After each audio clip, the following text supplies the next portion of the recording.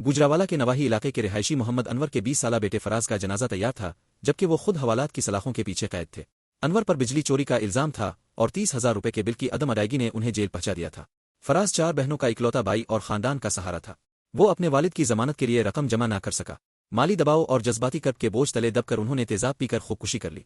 गुजरावाला के नवाही इलाके वानियावाला के रिहायशी मोहम्मद अनवर एक मेहनतकश हैं, जो मेहनत मजदूरी करके अपने घराने को पाल रहे थे। थाना आरूप में गुजरावाला इलेक्ट्रिसिटी सप्लाई कंपनी गेपको के सब डिविजनल ऑफिसर SDO नसर अल्लाह की मुद्दत में मोहम्मद अनवर के खिलाफ एक मुकदमा दर्ज किया गया।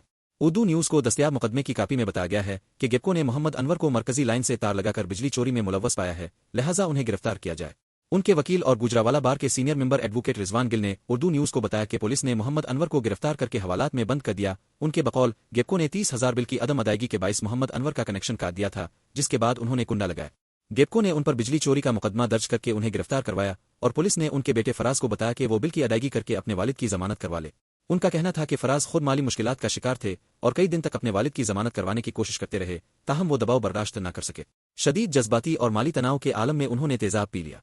एडवोकेट रिजवान बताते हैं, जब फराज ने तेजाब पिया तो इस दौरान रेस्क्यू 1122 को कॉल मौसूल हुई। टीम में एक एहलकार मुजतब फर्जी नाम भी मौजूद थे। रेस्क्यू टीम उन्हें अस्पताल लाई, ताहम फराज की हालत बिगड़ती गई। रेस्क्यू एहलकार अपनी शनाख्त जाहिर नहीं करना चाहते क्योंकि रेस्क्यू तर्जुमान नोमान के बकौल मुजतब ने अपनी जाती हैसियत में मुतासरा शख्स के साथ मुकालमा किया और उनकी मदद की। मुजतब ने उर्दू न्यूज़ को बताया कि जब उन्होंने फराज से खुदकुशी की कोशिश करने की वजह पूछी तो उन्होंने अपनी दास्तान उन्हें सुनाई। फराज ने बताया कि वालिद कई दिनों से जेल में हैं और गेपको उनसे अदायगी का तकाजा कर रहा है।